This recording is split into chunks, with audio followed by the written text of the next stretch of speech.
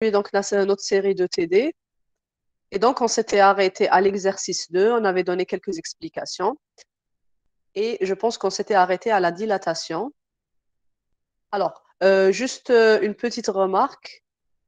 Par rapport à l'égalisation d'histogramme, donc vous avez remarqué que dans la solution du TD, il y avait des valeurs qui étaient comprises entre 0 et 255. Alors que lorsque vous devriez résoudre votre TP avec la formule qu'on avait donnée, donc égalisation d'histogramme, c'était où? C'était ici. Donc f' de xy est égal à cumulé normalisé de f de xy fois L moins 1. Et donc, si vous appliquez cette formule telle qu'elle, vous n'aurez jamais, un zéro dans votre alors, est-ce que vous n'aurez jamais un zéro? Si, normalement, vous aurez un zéro avec les zones qui sont toutes rouges. Donc, ici, le minimum ne sera pas un zéro. Cumulé normalisé de f de xy. Alors, cumulé normalisé de f de xy. Non, non, vous aurez un zéro. Non, vous aurez un zéro. C'est juste que les valeurs, vous n'aurez pas les mêmes valeurs. Donc, j'avais une remarque durant le TP que ici, on n'aurait pas un zéro, mais si, on devrait avoir un zéro. Pourquoi? Parce que donc, dans votre histogramme, donc ici, dans notre histogramme, on avait commencé avec la valeur minimale. Mais bien sûr, dans l'histogramme, et on l'a très bien vu en TP, qu'on devrait avoir le vecteur de 0 jusqu'à 255. C'est-à-dire mon histogramme n'aura pas la taille entre min et max. Mon histogramme ne commencera pas par 52 et se terminera par 156, mais commencera bien par 0 et se terminera par 255. Donc un vecteur de 256 valeurs. Et entre 0 et 51, on aura la valeur 0. Donc, si je dessine ça en tant que vecteur, alors, si je dessine ceci en tant que vecteur, j'aurai 0, 0, 0 jusqu'à 52, et là, mon histogramme sera égal à 1. Ensuite, mon histogramme restera égal à 1 jusqu'à 54, je crois, 55. Donc, 1, 1, ensuite j'aurai 2, etc. Donc, mon histogramme ne commencera pas directement par 1, 1, 2, etc. et n'aura pas donc, de 52 jusqu'à 154. C'est-à-dire que ça, c'est histogramme de 52 et ça, c'est histogramme de 55. Ça, on ne veut pas. On veut que la taille soit égale à 256 valeurs. C'est-à-dire mon histogramme aura la taille de 0 à 256. Et on l'a vu en TP. Pourquoi? Parce que mon objectif, c'est bel et bien de voir l'histogramme avant et après égalisation. Donc l'histogramme avant égalisation, je devrais avoir quelque chose comme ceci. Et ça sera compris entre 52 et 154. Mais je dois voir les valeurs avant 52 et les valeurs après 54. Parce que sinon, je ne verrai pas que mon image a un problème. Mon objectif avec mon histogramme, c'est que dès que je vois mon histogramme, je sais déjà que cette image est trop sombre, que cette image est trop claire, cette image est au milieu, mais ne bénéficie pas des valeurs sombres et des valeurs claires. Donc, le contraste de l'image n'est pas bon. Donc, et ça, je ne peux le voir que si je dessine toutes les valeurs de mon histogramme, de 0 jusqu'à 255. Si je dessine mon histogramme seulement entre 54 et 152, et 154, en fait, 52 et 154, j'aurai un histogramme comme ceci. Et lorsque je vois cet histogramme, je ne me dis pas, j'ai un problème dans mon image. Je n'arriverai pas à détecter mon erreur. Donc, très important de dessiner toutes les valeurs. Et lorsque je dessine toutes les valeurs, donc de 0 jusqu'à 52, c'est égal, mon histogramme est égal à 0. Donc, mon histogramme cumulé aussi est égal à 0. Donc, lorsque je ferai l'égalisation, lorsque je ferai mon égalisation, je tomberai sur les valeurs où le niveau de gris était égal à 0, resterait égal à 0. Et donc, tous les pixels avant le 52 resteraient donc cumulé normalisé. Donc, cumulé normalisé pour le 0, c'est égal à 0. Donc, si je remplace ici, cumulé normalisé de, 0, c'est égal à 0. Je multiplie par 255, ça reste 0. Oui, 0,01, ce n'est pas relatif à la valeur 0, n'est-ce pas? Donc, attendez. Donc, 0,01, c'est pour le pixel 52, c'est pas pour le pixel 0. Mais cumulé normalisé de 0, c'est égal à 0. Donc, normalement, vous tomberiez sur le 0. Mais, effectivement, ce n'est pas cette solution. Pourquoi? Parce que ce 0 ne correspond pas au pixel de niveau de grille 0, mais il correspond au pixel de niveau de grille 52. Et donc, si on applique la formule, on ne tomberait pas sur 0 ici. Et je vous avais dit que le 0 qu'on obtiendrait avec que le 0 qu'on obtiendrait avec la formule, ce n'est pas la formule que j'ai notée ici, mais c'est plutôt une autre formule que j'ai écrite quelque part et que j'ai effacée. Donc, je réécris. Donc voilà, il existe une amélioration à la formule d'extension comme suit. Donc, dans mon image originale, les valeurs minimales ne tomberaient pas à 0. Les valeurs minimales. Mais si j'ai un 0, ça sera toujours un 0. Donc, le seul cas où je tomberai sur un 0, c'est que dans mon image originale, il y avait déjà un 0. Mais du moment que dans mon image originale, ma valeur minimale était 52, effectivement, avec la formule que j'ai ici, je ne tomberai pas sur un 0. Pourquoi? Parce que cumulé normalisé de la valeur minimale n'est pas égal à 0. Et donc, je multiplie, même si c'est une très petite valeur, ce n'est toujours pas égal à 0. Je multiplie par le niveau de grille, je ne tomberai pas sur un 0. Je tomberai sur un 1, 2, etc. Donc, si vous avez suivi cette formule, vous n'auriez pas ce résultat. Mais vous auriez quelque chose qui ressemblerait à ça, vu que ici vous aurez un 1, quelque chose. Donc, ce n'est pas un 0, mais ça ressemble à 0. Visuellement, ça ressemble à un 0. Si vous voulez voir les valeurs, normalement, il y a une fonction dans OpenCV ou à l'intérieur de votre image, vous pouvez écrire des valeurs. Donc, à la limite, vous pouvez faire ça. Maintenant, si on veut tomber sur un 0, on utilisera la formule qui suit. Donc, cumuler. Donc, c'est soit, bon, ça c'est une première, donc on peut remplacer avec cumulé normalisé. Donc, pour cumuler, ça va être l'histogramme cumulé de f de xy moins le min de cumulé. Et là, lorsque j'enlèverai le min, je suis sûr que si ici j'ai un min, j'aurai un 0. Donc, pour le pixel 52, je tomberai sur un 0. Donc, la petite amélioration dont je vous ai parlé, c'était cumuler de mon pixel moins le minimum de cumulé sur la taille de l'image moins le minimum de cumulé multiplié par les niveaux de grille que j'ai. Et ça, normalement, vous tomberiez aussi sur la formule. Si vous voulez utiliser la normalisation, normalement, ça serait cumulé normalisé de f de xy moins minimum de cumulé normalisé sur, pas n moins m, mais plutôt maximum cumulé normalisé moins minimum cumulé normalisé. Et donc ici, si le cumulé de f de xy, c'est le minimum de cumulé, je suis sûr ici de tomber sur un 0. Et en fait, cette équation et cette équation sont équivalentes. Celle-ci a utilisé le cumulé non normalisé, donc l'histogramme cumulé, et celle-ci, on a directement utilisé le cumulé normalisé. Donc voilà. Donc si on utilise ces fonctions, on aurait eu donc ce résultat. Donc je donne ça à la fin de cette séance. Donc je donnerai tout ce corrigé. Je sais que je n'ai pas envoyé le corrigé de l'exercice de encore. Donc ça, je vais mettre avant et je vais dire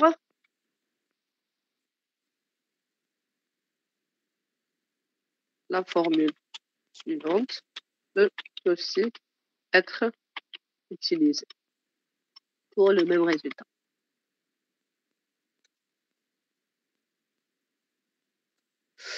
Voilà, donc l'image est obtenue avec cette égalisation. Pourquoi n? Parce que c'est l'histogramme cumulé. Ce n'est pas l'histogramme cumulé normalisé. Et on sait que lorsque je divise sur n fois m, je suis dans la normalisation. Je cumule pas, je divise par toutes les valeurs et là, j'aurai la probabilité, enfin, pas la probabilité vu que je suis dans l'histogramme cumulé, mais j'aurai une valeur normalisée. C'est clair là, ouf? Ici, n fois m, ça me remplace la normalisation que j'ai ici. Ici, si j'utilise directement la normalisation, je sais que ma valeur euh, est, est une valeur inférieure. Est-ce qu'elle est inférieure à 1? Inférieure à 1? Oui, oui, elle est inférieure à 1. Normalement, cumulée. Oui, donc la dernière valeur de cumulé normalisé est égale à 1. Dernière valeur est égale à 1. Du moment que la dernière valeur est égale à 1, donc lorsque je multiplie par 255, je tomberai sur le niveau de grille maximum. Et ici, donc, comme ce n'est pas normalisé, je divise par n fois m pour un petit peu avoir la valeur inférieure ou égale à 1. Et si j'ai une valeur inférieure ou égale à 1, je multiplie par L-1 qui est 255, j'aurai donc le niveau de grille maximum, qui est le blanc. Très bien. Donc, on continue. Alors ça, donc c'était juste la remarque que je voulais donner par rapport à l'histogramme et par rapport à l'égalisation d'histogramme. Donc, on pourrait utiliser la formule vue en cours, donc qui est celle-ci, mais dans cette formule, je ne tomberai pas sur un 0 si je n'ai pas déjà un 0 dans mon image originale. Si j'ai un 0 dans mon image originale, il n'y a pas de souci, je tomberai sur mon 0. Mais si je n'ai pas de 0, pourquoi? Parce que le cumulé normalisé ne sera jamais égal à 0 pour un niveau de grille apparent dans mon image. Et donc, je ne tomberai pas sur le 0 et je ne tomberai pas sur cette image. Maintenant, si je veux que mes valeurs, quel que soit le premier niveau de grille qui apparaît dans mon image, comprise entre 0 et 255, sachant que le minimum devra obligatoirement être égal à 0, dans ce cas-là, je vais utiliser cette formule au lieu de la formule précédente. Donc, on continue avec l'exercice 2. Donc, l'exercice 2, on avait donné pas mal d'explications. On avait parlé de la dérivée de l'image par rapport à x, dérivée de l'image par rapport à y. Et on s'était dit, c'est là d'où on a obtenu donc les filtres. Les filtres, donc le premier filtre qui était moins 1, et le deuxième filtre qui était le filtre de Sobel et le filtre de Prewitt. Donc, dérivée de l'image, c'est celle-ci, donc c'est la limite. Alors, je continue un petit peu. La limite de x plus ce petit déplacement, h de x, y moins f de xy, donc c'est f de x plus h de x lorsque h de x tend vers 0. Donc f de x plus h de x, petit déplacement, y moins f de xy sur h de x, lorsque h de x tend vers 0. Et on s'était dit que h de x, ça allait être x plus 1, donc ça allait être 1, vu que je suis dans des pixels. Et donc, lorsque j'avance d'un pixel à l'autre, j'avance d'un pas. Donc, j'avance de 1. Lorsqu'on avait remplacé donc h de x par donc, x plus 1 moins x, on tomberait sur 1. Et donc, on éliminerait ce h de x et on tomberait sur f de x plus 1 y moins f de xy. On avait fait ça également avec y pour la deuxième dérivée, donc la dérivée partielle. Et on avait dit que ça, on appelle le gradient. Donc, le gradient, ce n'est autre qu'une dérivée partielle. Lorsqu'on est dans des dérivées partielles, on appelle ça gradient. Donc, gradient par rapport à x, ça calcule très simple. Donc, f de x plus 1 y moins f de xy. Et j'aurai cette valeur. Donc, si je reviens sur mon image originale, donc 52, 57, gradient par rapport à x, 57. Où j'ai mis 57? Est-ce que j'ai utilisé cette ligne? Voilà, donc 57, c'est gradient par rapport à x. Donc j'ai pris 57 moins 0. Et c'est la même chose que de multiplier avec un vecteur qui est égal à moins 1, 1. Donc, moins 1 fois 0 plus 1 fois 57. Donc, ça me donne 57. Et pareil, donc 65 fois 1 plus 57 fois moins 1. Donc, c'est 65 moins 57. Et ça me donne 8. Je continue. Donc, 73 moins 65 me donne également 8. Pardon. Et ainsi de suite. Donc, je calcule par rapport à X, je calcule par rapport à Y, et ensuite, je calcule la magnitude et l'orientation. Donc je vous donnerai la solution. Donc, vous vérifiez ces calculs par vous-même. Ensuite, j'ai la magnitude et la direction du gradient. La magnitude, on appelait ça le module ou bien le mode. Donc, on avait donné seulement ces appellations. Donc, de ce gradient est égal le gradient de x au carré plus le gradient d'y au carré. Et quelqu'un m'avait dit que finalement, on était en train de calculer les coordonnées polaires de ces vecteurs. Pourquoi? Parce que je sais que pour chaque pixel, je n'ai pas une seule valeur, mais j'ai un vecteur. Un vecteur qui a la dérivée par rapport à x et la dérivée par rapport à y. Comment on a calculé le gradient de la dernière ligne? Alors, dernière ligne, on a rajouté des zéros.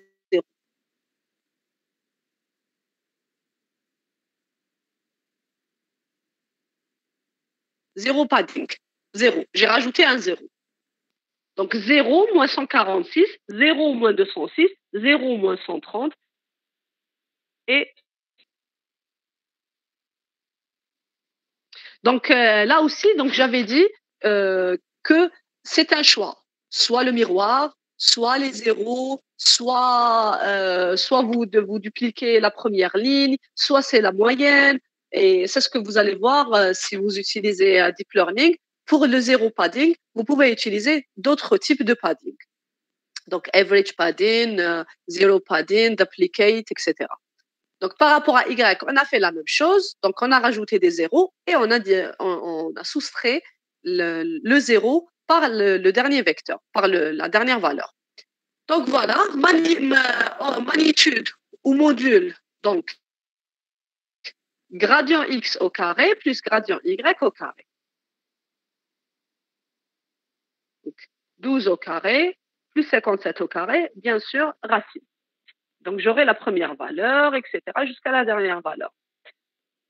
L'orientation maintenant, l'orientation, c'est simple aussi. Donc, c'est la tangente inverse de la dérivée par rapport à Y sur la dérivée par rapport à X. Et donc, j'aurai ceci. Alors, si je schématise un petit peu ceci,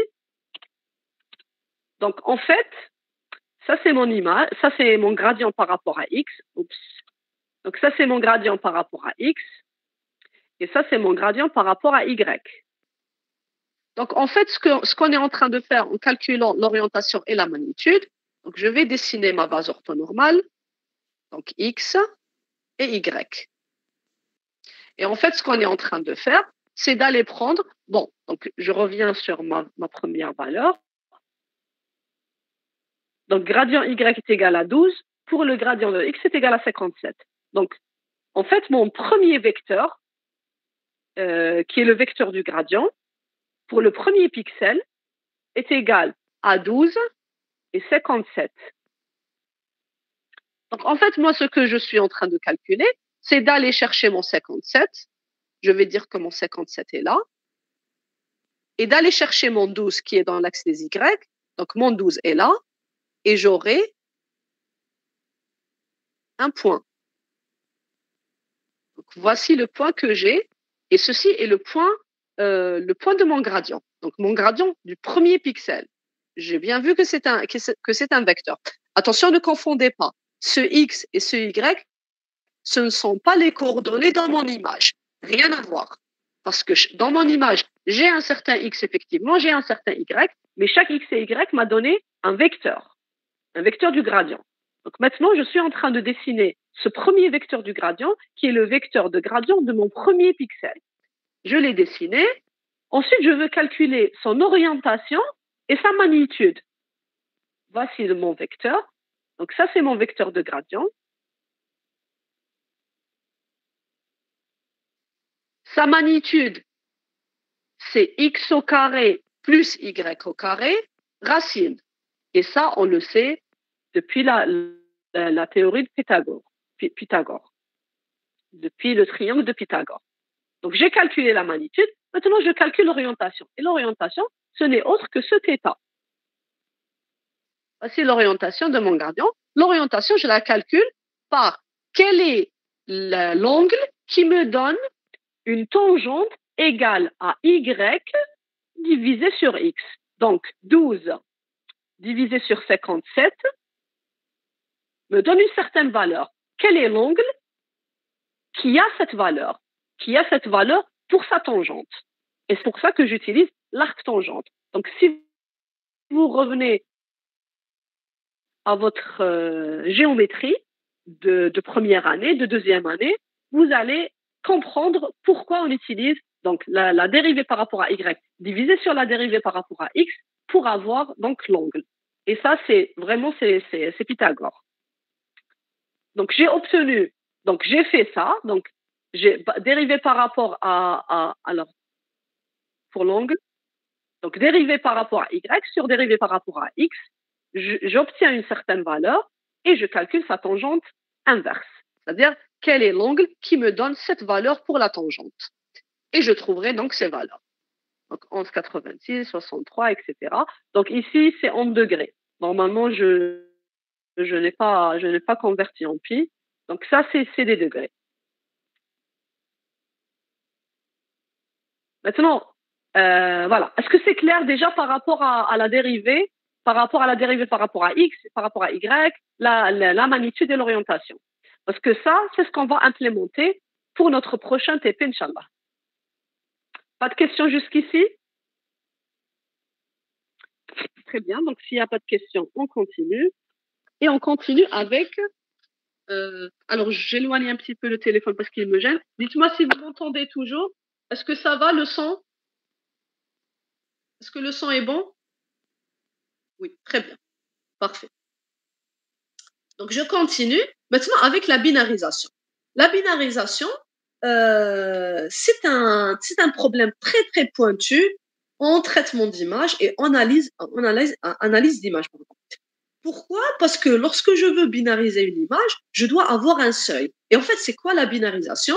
C'est le fait de prendre une image et de dire si ce pixel est supérieur à ce seuil, je vais lui donner la valeur 1. Si c'est inférieur à ce seuil, je vais lui donner la valeur 0.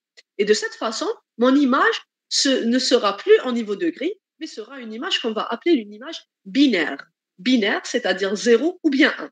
Bien sûr, lorsque vous êtes en image, vous pouvez utiliser donc 0 ou bien 255. C'est la même chose, 255, je sais que c'est le blanc, mais lorsque je suis dans une image binaire, je n'ai pas besoin de 8 bits.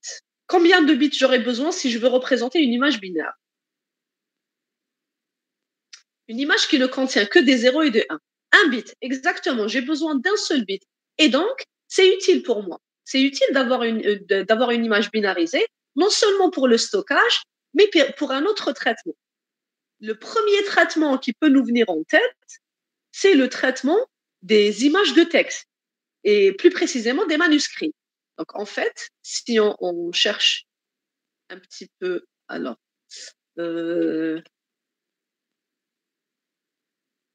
donc si je fais restauration de manuscrits dégradés, même pas la restauration, je vais mettre manuscrits dégradés.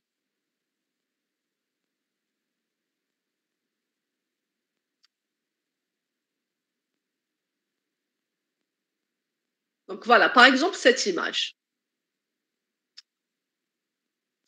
Par exemple, cette image, et en fait, ça, c'est un très, très gros problème. Je dirais plutôt celle-ci. Ça, c'est un très, très gros problème pour l'humanité, pour tous les pays du monde, et c'est un domaine de recherche très, très actif. Dans ce domaine, ce qu'on cherche, c'est restaurer des documents anciens qui sont presque pas lisibles. Pourquoi ils sont presque pas lisibles à cause de plusieurs problèmes. Donc, généralement, ils sont dégradés et la dégradation peut avoir plusieurs types. Là, on voit bien que la dégradation, c'est la coupure. Donc, mon manuscrit est coupé. Mais il contient donc des écrits de personnes d'un temps qui date d'avant Jésus-Christ. Donc, c'est très important pour le pays qui possède ce manuscrit. Les dégradations qui peuvent exister, c'est les déchirures, c'est les taches d'encre, et c'est aussi donc l'écriture donc dans la page avant. Donc, si on agrandit cette image,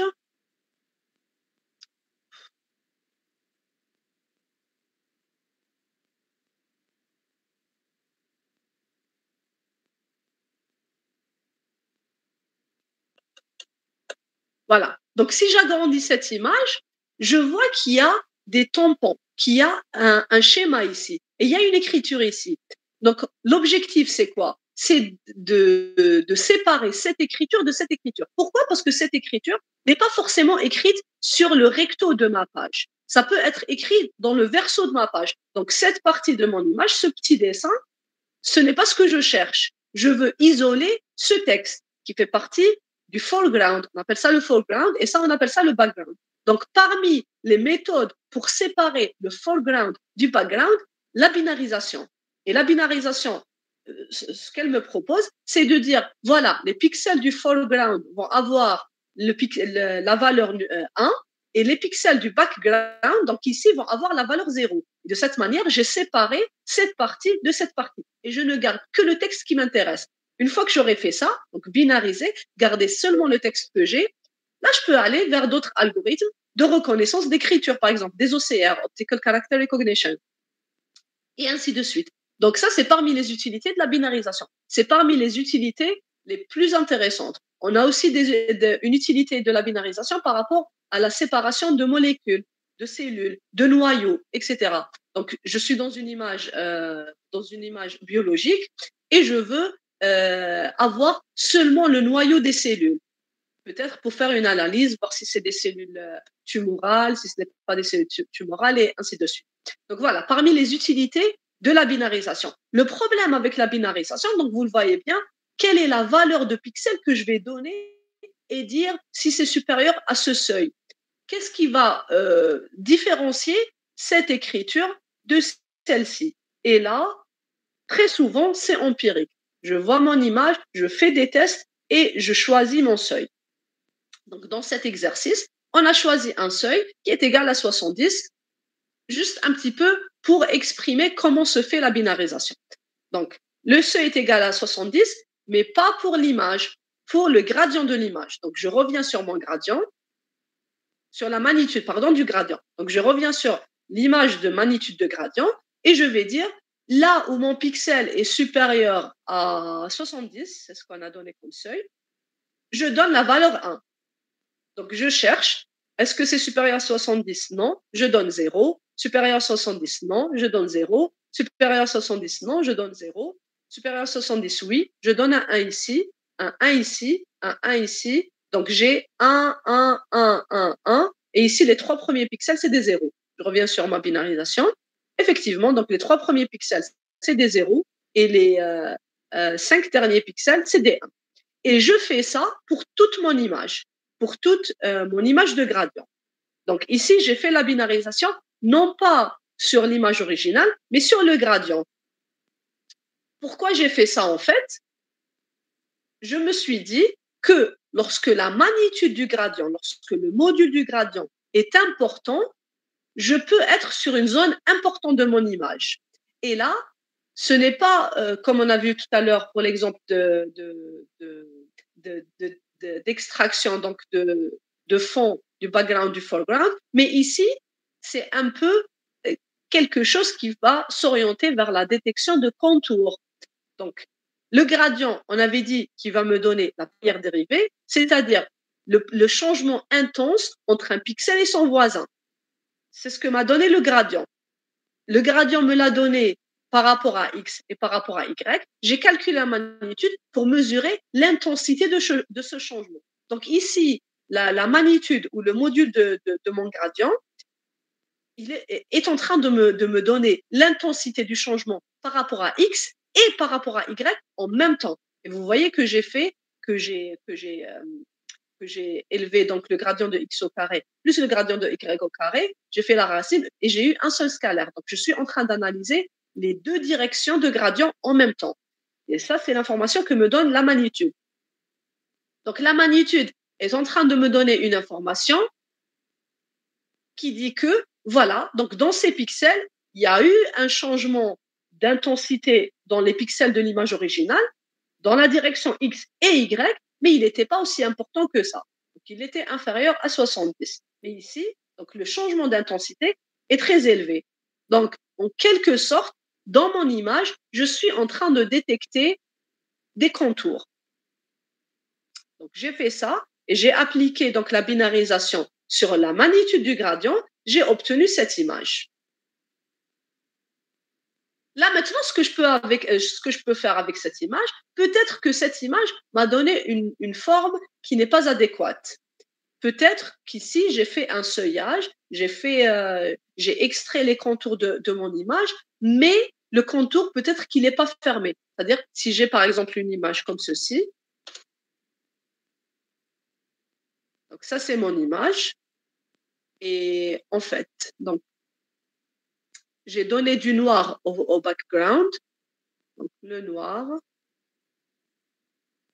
ça va être ceci. Ah. Alors, madame, on travaille avec la magnitude. À chaque fois, on utilise jamais. Non, non, non, non, non. C'est au cas par cas. On ne travaille pas toujours avec la magnitude, on ne travaille pas toujours avec l'orientation, on ne travaille pas toujours avec l'image. Il y a des cas où je peux travailler directement avec l'image. Je peux faire un seuillage parce que la couleur de l'image m'intéresse. Par exemple, je suis dans une image où j'ai des oranges et je veux extraire les pixels de l'orange. Je veux extraire toute l'orange. Dans ce cas-là, je ne travaille pas avec la magnitude. Je travaille directement avec l'image. Et lorsque je travaille avec l'image, je prends juste mon pixel et je dis, là où j'ai les pixels qui sont égales, qui sont compris entre telle et telle valeur, pour peut-être le canal rouge, je considérerais que c'est une orange. Et donc, j'aurai toute l'orange qui est un objet foreground, et le reste, ce sera du noir. Maintenant, lorsque j'utilise la magnitude, je ne suis pas en train de trouver des régions connexes. Je suis en train de trouver seulement le contour. Donc, j'utilise le gradient, sa magnitude, son orientation, lorsque je veux extraire un contour. Lorsque je veux extraire une région connexe, donc tout l'objet, j'utilise peut-être les pixels. Mais je peux utiliser d'autres mesures. Je peux utiliser donc le pixel, je peux utiliser un mélange entre le pixel et son gradient. Je peux utiliser donc le pixel, son gradient, et j'utilise aussi la transformée de Fourier, la transformée d'Ondelet, etc. Donc, c'est toujours au cas par cas. Je ne peux pas dire que j'utilise toujours le gradient. Non, ça dépend de mon cas. Si je cherche un contour, le gradient est plus intéressant. Et plus intéressant pour moi parce que le gradient est en train de détecter la différence de couleur. Il ne s'intéresse pas au milieu. Donc, dans mon orange, le milieu, c'est la même couleur.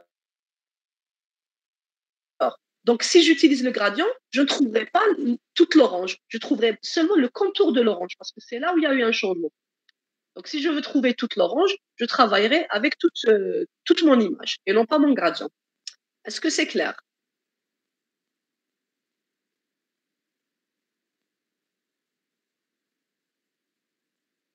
Bien sûr, le seuil, et c'est ce que j'ai dit tout au début, c'est un gros problème. Notre gros problème, c'est de définir les seuils. Ensuite, on a des seuils adaptatifs, on a plusieurs seuils qu'on appelle hysteresis. Normalement, c'est ce qu'utilise Canny Edge Detector. Donc, parfois, on utilise un seul seuil, parfois, on utilise deux seuils, c'est-à-dire un seuil pour les valeurs minimales, un seuil pour les valeurs maximales. Parfois, on utilise un seuil adaptatif, c'est-à-dire qu'on va utiliser un seuil pour chaque région de l'image, c'est-à-dire que je découpe mon image en rectangle et pour chaque région, je vais utiliser un seuil à part. Et je vais essayer de maximiser les zones que je détecte. Donc, le seuil, même s'il y a eu beaucoup de travaux de segmentation ou de binarisation, le seuil, c'est toujours un problème. C'est clair?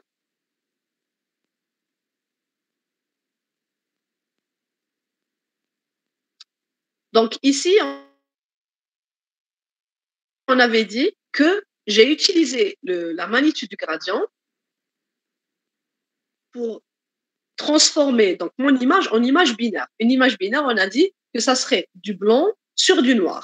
Et le blanc, c'est les régions qui m'intéressent. Le noir, c'est tout le reste. Donc, lorsque j'ai utilisé donc, ma binarisation sur mon image, j'ai eu une forme comme ceci.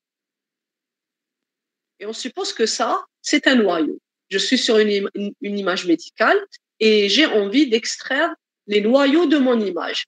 Et j'ai eu ceci. Donc, à votre avis, comment je peux fermer ce contour? J'ai une région qui manque. J'ai une région qui manque ici. Et moi, j'ai besoin d'avoir un contour fermé. J'ai fait le seuillage avec la magnitude du gradient.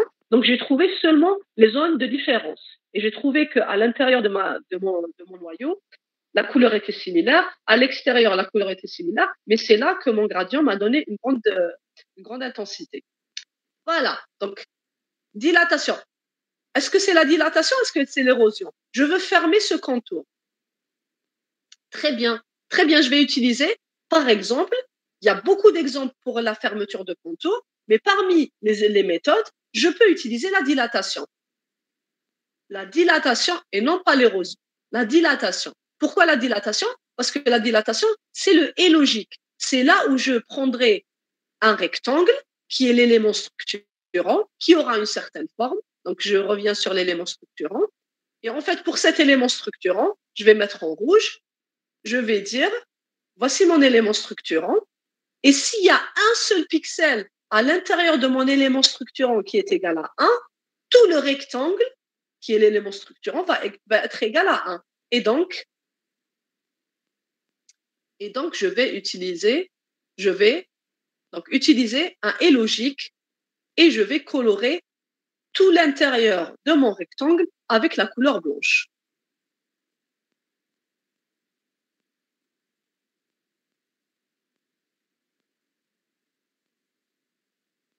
Et donc, voici l'image résultante.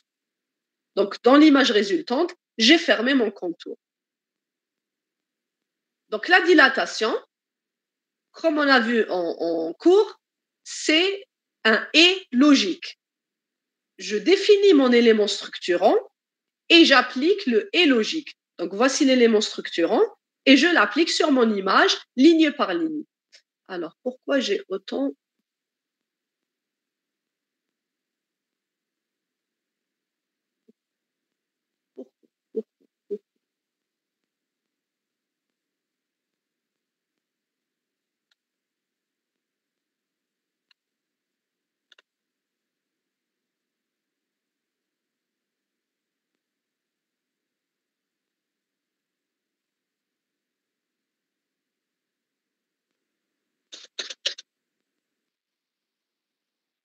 Non. Voilà. Donc, voici mon élément structurant. C'est quoi cette écriture? Qu'est-ce que j'ai écrit ici? Érosion avec... Ah, d'accord. Donc, ça, c'est l'érosion. L'érosion, ça devrait être mise ici.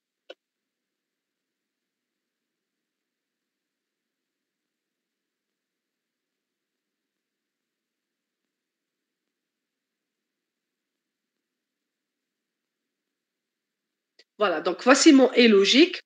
Et voici mon ou logique, pardon. Ça, c'est le ou, donc c'est le plus. Et ça, c'est le et logique. Donc, élément structurant, j'ai choisi que c'était un type diamant. Et ça, c'est un paramètre utilisateur. Encore une fois, on va le faire en TP. Donc, pour l'élément structurant, c'est moi qui définis la structure de cet élément structurant, que ce soit lorsque je le programme manuellement ou lorsque j'appelle une fonction avec OpenCV.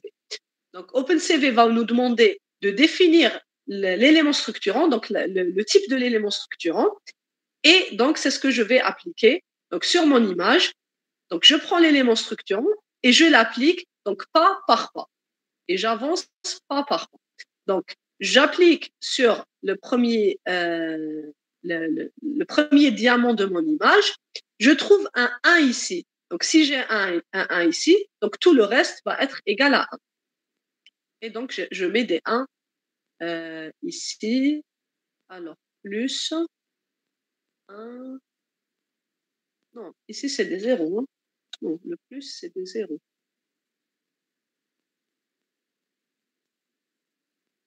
Donc 0 ou 0, mais du moment que j'ai un 1 ici, donc partout, j'aurai des 1. Voilà, donc c'est 0 ou 0 ou 0 ou 0 ou 0 ou 0 ou 1 ou 0 ou 0 ou 0. Donc j'ai un seul 1, donc tout le reste va devenir des 1. C'est un paramètre utilisateur, ça dépend de votre forme. Donc si vous avez une forme, par exemple, rectangulaire, c'est mieux d'utiliser un élément structurant rectangulaire. Si vous avez une forme qui est plutôt en forme de diamant, c'est meilleur d'utiliser un élément structurant de type noyau. Si vous avez une forme circulaire, c'est mieux d'utiliser un élément structurant de type circulaire, et ainsi de suite. Ça dépend de vraiment de votre image.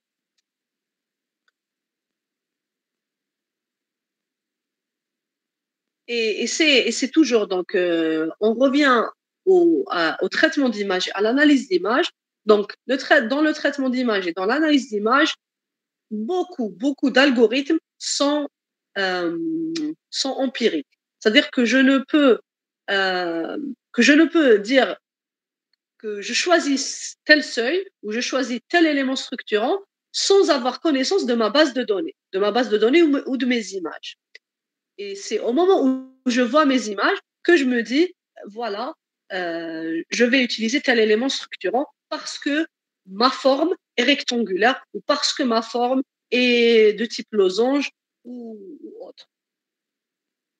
Par exemple, sur mon image ici, je peux utiliser un losange. Pour moi, c'est mieux d'utiliser un losange ici, ou bien même, je peux même utiliser une ligne verticale. Pourquoi? Parce que je sais que les coupures que j'ai dans mon image sont toujours verticales. Peut-être que j'ai plusieurs noyaux, et pour chaque noyau, je dois faire une dilatation avec un rectangle. J'ai eu plusieurs noyaux qui avaient ce type de problème. Donc ici, c'est mieux d'utiliser un rectangle, une ligne verticale, que d'utiliser un rectangle qui va un peu me déformer ma forme. Est-ce que c'est bon, Yanis? Très bien. Donc j'utilise un et logique. Et pour la dilatation, pareil. Donc lorsque... alors, pourquoi j'ai mis un 1 ici? Pourquoi? Donc 1... Non, ici j'ai un 0. Hein. Ici j'ai un 0. Donc, je commence ici et j'avance. Donc, ici, c'est un 0.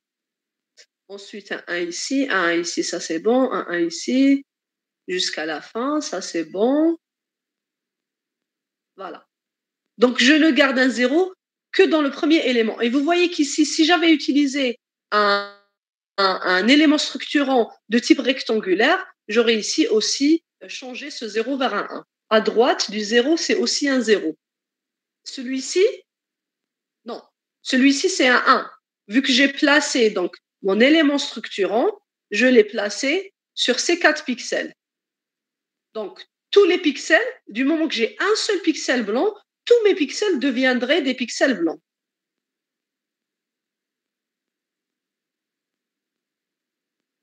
Très bien, donc c'est le ou logique. Le ou logique, donc le 1 va tout absorber. Maintenant, l'érosion avec un élément structurant de type carré. Donc, je prends mon élément structurant, 3 x 3, pareil, je le place sur mon image. Et donc, si j'ai un seul 0, tout le reste va devenir des zéros. Donc, je l'applique et j'avance.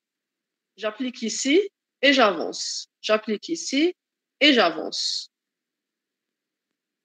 Et le seul endroit où je peux l'appliquer tranquillement, c'est là. Alors, est-ce que je ne me suis pas trompée? Donc, ici, alors, 1, 2, une seconde. Hein. Ensuite, ceci, j'ai un 0, donc j'enlève. Ici, j'ai un 0, j'enlève. Ici, j'ai un 0, j'enlève. Ici, j'enlève. Et ici,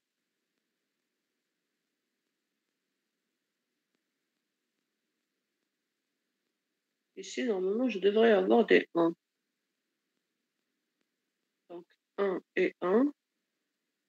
Je dois avoir des 1 partout pour que le rectangle soit égal à 1.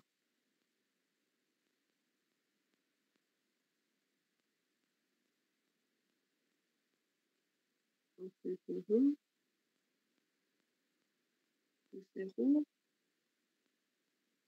Alors, comme ça. J'ai un 0, donc tout part.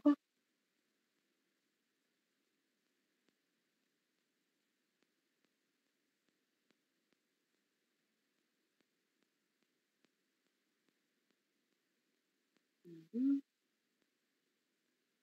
1. Normalement, ici, j'ai des 1. Normalement, j'ai des 1 ici. Alors, 1, 1, 1. Ensuite, lorsque je descends, je trouve un 0 ici. Donc, tout le reste va être des 0. Donc, je pense que je me suis trompée ici. Alors, ça, c'est des 0, c'est des 1.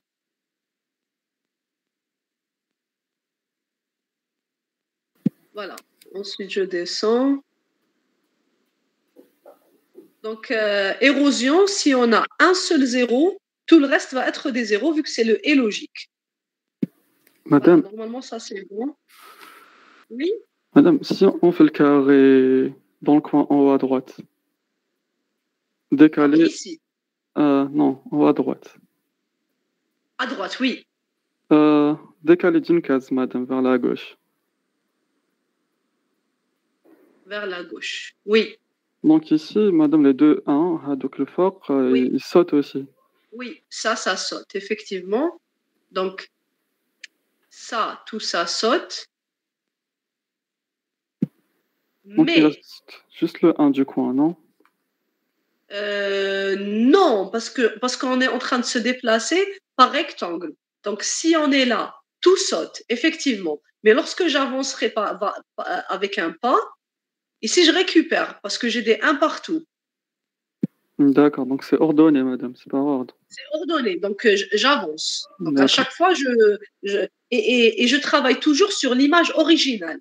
Je ne travaille jamais sur l'image résultante. C'est toujours, je reviens toujours vers l'image originale. D'accord, merci. De rien. Donc normalement, là, c'est bon. Donc ici, c'est des 1. Alors ça, on a mis des 0. Normalement, c'est ça. Ça, on a mis des 0. Ensuite, 1. Ensuite, ici, des 1. Des 1. Des 1.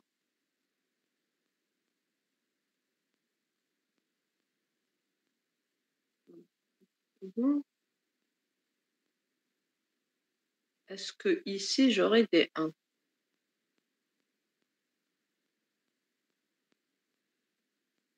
Je prends ça, c'est des 0.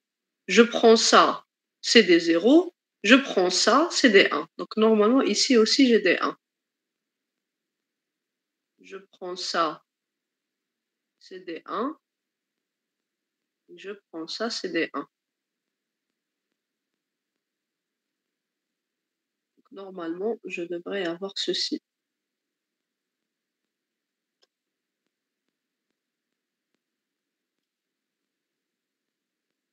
que je ne me suis pas trompée.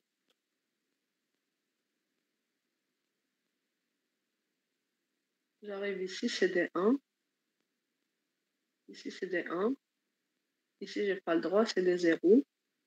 Je descends donc ici. Donc les 1 commencent ici.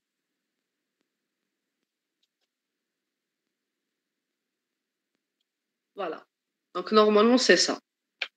Et à chaque fois que j'avance, je reviens toujours vers mon image originale. Je ne modifie pas l'image je ne modifie pas l'image résultante. Je reviens toujours vers mon image originale. Donc voilà, normalement, c'est le résultat de notre dilatation. Et on voit que la dilatation va rajouter des zéros. L'érosion va rajouter des zéros et la dilatation va enlever des zéros. Bon, en TP, vous pouvez maintenant implémenter l'ouverture. Donc l'ouverture qui est une dilatation suivie d'une érosion et la fermeture qui est une érosion suivie d'une dilatation. Donc on implémente la dilatation, on implémente l'érosion. Ensuite, on appelle juste les deux fonctions. Voilà, je pense que c'est bon. Est-ce qu'on peut passer au gradient Sobel? Ça va, il n'y a pas de questions sur la dilatation et l'érosion? Bien, donc je pense qu'on peut, très bien, donc on peut avancer. Donc Prewitt et Sobel. Prewitt et Sobel, donc on a vu les filtres. Donc les filtres, donc si je reviens rapidement, donc les filtres Sobel et filtres Prewitt.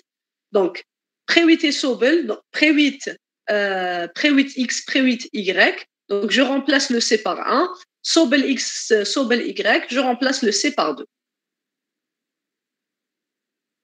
Évolution. Donc on a dit que la chose la plus simple en analyse d'image, en application, pour l'appliquer, donc la dilatation, pour l'appliquer, il n'y a pas plus simple que ça. Pour pas la dilatation, la convolution. Pour appliquer la convolution, il n'y a pas plus simple que ça. C'est une méthode extrêmement simple. Donc, on prend un carré et on applique pixel-wise multiplication. C'est-à-dire, on multiplie chaque pixel avec le pixel de la deuxième matrice et on fait la somme. Donc, ça, extrêmement simple. La théorie derrière la convolution est un peu compliquée. Donc, on a vu que ça vient de la dérivée, mais il y a autre chose, vu que pourquoi on a fait ça et pourquoi la convolution est une corrélation dans le domaine fréquentiel. Ça aussi, c'est un autre problème. Je ne sais pas si on discutera de ça durant le cours ou on va directement rester sur l'application. Donc, pour l'application, justement, donc, appliquer le filtre Prewitt sur l'image par rapport à X me donne ce résultat, par rapport à Y me donne ce résultat. Donc, 44, j'ai obtenu le 44 en prenant mon image et en rajoutant des zéros à gauche et en haut. Donc, je rajoute des zéros, toujours le zéro padding. Je rajoute les zéros pour le zéro padding et j'applique donc la multiplication avec le filtre. Donc, ici, j'ai des zéros, tout ça, ça saute. 0, ça saute. Donc, j'aurai seulement 12, 32 et 57. 12, 32 et 57 que je vais multiplier par 1, 1 et 0. Donc, 12, 32. Donc, 12 plus 32. Normalement, c'est 12 plus 32. Est-ce que c'était 12 plus 32? 12 plus 32. Donc, 12 plus 32, ça me donne 44. Est-ce que j'ai trouvé 44? Voilà, donc j'ai trouvé 44. C'est donc convolution avec un zéro padding et j'applique ceci sur toute mon image pour trouver la dérivée par rapport à X. J'applique ceci aussi pour trouver la dérivée par rapport à Y. Sobel, donc la même chose. Je rajoute des zéros et je multiplierai donc 12 fois 2 plus, alors l'autre valeur, 32 fois 2, je crois. Non, 32 fois 1. Donc 12 fois 2 plus 32 fois 1, ça me donne 56. J'applique par rapport avec le filtre par rapport à Y et j'obtiendrai donc ce résultat. Laplacien, donc le Laplacien, donc j'applique le filtre Laplacien, pareil avec une opération de convolution et j'obtiendrai ce résultat. Donc opérateur de Laplacien, on l'a déjà donné. Maintenant, filtre médian et filtre moyen. Filtre médian, c'est très simple. Donc, je prends mon image. Alors, filtre moyen, c'est la moyenne de tous mes pixels. Pareil, je rajoute des zéros. Donc, ici, c'est 32 plus 12 divisé sur 2. Normalement, c'est ça. Non, c'est toutes les valeurs. Plus 55 divisé sur 3. Divisé sur 9, vu que j'ai pris la fenêtre 3 fois 3. Donc, filtre moyen. Donc, je prends un voisinage et je fais la division sur 9. Et ici, pareil, j'aurais pu le faire avec une convolution. Donc, ça va être une convolution avec un filtre où, dans chaque élément, j'ai 1 sur 9. Donc, filtre de convolution de l'image pour avoir la moyenne de l'image. Donc, le filtre, ça va être 1/9, 1/9, et partout 1/9. Pourquoi? Parce que j'ai 9 éléments, donc 3 fois 3. Ou bien c'est 1 sur 9 fois mon filtre, où j'ai des 1 partout. Donc chaque pixel, je fais la somme de chaque pixel et je divise sur 9. Filtre médian maintenant. Filtre médian, donc où est-ce que j'ai mis le filtre médian? Voilà, filtre médian. Donc, je trie mes valeurs et je prends la valeur médiane et j'aurai toujours l'indice qui est impair parce que mon filtre médian sera toujours, la taille de mon filtre médian sera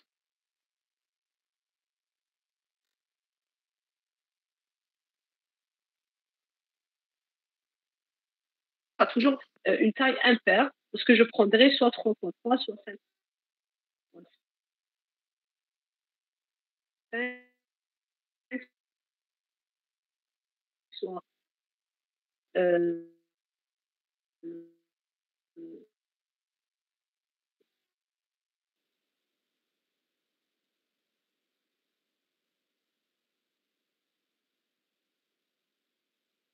soit 7 fois 7, etc., pour avoir la valeur centrale. Et on va toujours le rencontrer lorsqu'on fait nos convolutions. Voilà, donc filtre gaussien, donc pareil, je construis mon filtre gaussien et ensuite, je multiplie mon image avec mon filtre gaussien, avec une convolution. Très simple aussi. Et là, donc, la convolution va nous suivre pour tous nos travaux. Voilà, je pense que c'est tout. Qu'est-ce que j'ai mis comme remarque? Voilà, donc j'ai parlé du zéro padding et j'ai parlé aussi du résultat. Lorsque le résultat est supérieur à 255, donc je ramène à 255. Lorsqu'il est inférieur à 0, je ramène à 0. Donc ça, c'est en remarque ici. Voilà, normalement, on a terminé donc la série numéro 2. On va essayer maintenant de l'implémenter. Je reviendrai vers les exercices du TD s'il y a besoin durant le TP, vu que c'est la base du TP. Et donc, on se voit, Inch'Allah, durant le TP. Normalement, donc, on aura TP jeudi et non pas mercredi, c'est ça?